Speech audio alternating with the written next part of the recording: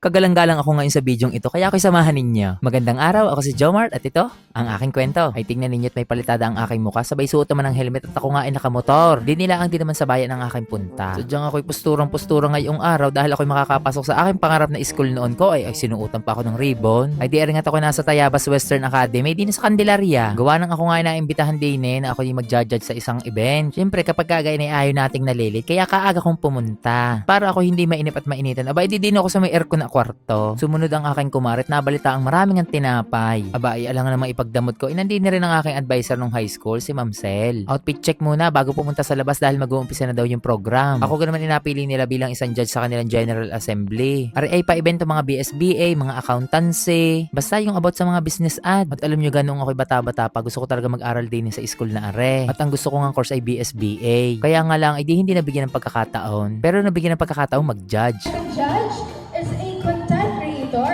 and social media influencer with nearly 200,000 followers, Mr. Velop, Filipino EPS Worker Association, former OFW in South Korea, graduated at CSTC Sariaya Campus Computer Science and Information Technology. Let us give him a round of applause, Mr. Jomar Malabanan!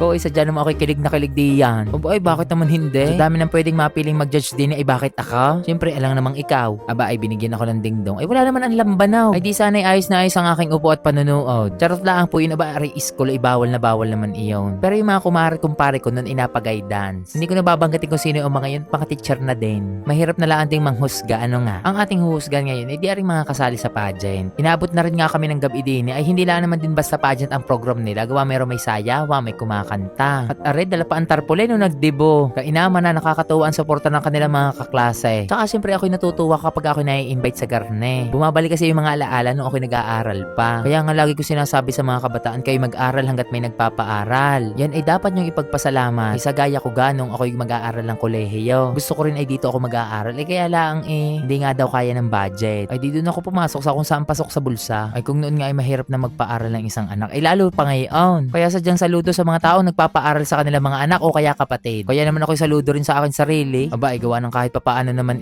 nasuportahan ko naman yung aking kapatid na nag-aaral dito ng high school. Siyempre at katuwang ang aking mga kapatid tsaka ang aking mga magulang. O di bigat na ikwento ko lang ang aking buhay. Alang naman kwento ng mga batang ari, hindi ko naman sila kilala ng personal. Ako'y nagkukwento sa inyo, hindi naman para magyabang. Pero ito ay para sa ilan na baka katulad ko din noon, yung mababa o nawawala ng tiwala sa sarili. Ito ay kwento na kung may pangarap ka, isamahan mo ng gawa at yabang. Mali! Samahan ng gawa at tiwala sa sarili. Sa loob ng paaralan, aralin mo ang laman ng mga libro. Makinig sa aral ng mga guro. Para paglabas mo ng paaralan, baon mo lahat ng mga natutunan mo. Isama mo na rin yung aral ng buhay. Huwag mo rin kalimutan ang diskarte. Pagdating sa tunay na buhay, walang perfect formula. Pwedeng yung nag-work sa iba ay hindi mag-work sa'yo. Kaya nga wala kang jowa, di ba? Aray mo! At nang matapos na nga tayo mag-judge, ito naman ang ating mga eksena. May kaunting mga picturan, mga hi-hello. Salamat po sa inyo. Salamat din sa mga nakasama kong hurado kay Sir James, kay Miss Kalipi, Ilona, at syempre sa buong department ng TWA-JP. Congratulations sa success ng inyong event. Abay, congratulations din sa mga nanalo. Sadyang hawak natin ang beat. Maraming salamat sa inyong panonood. Paalam!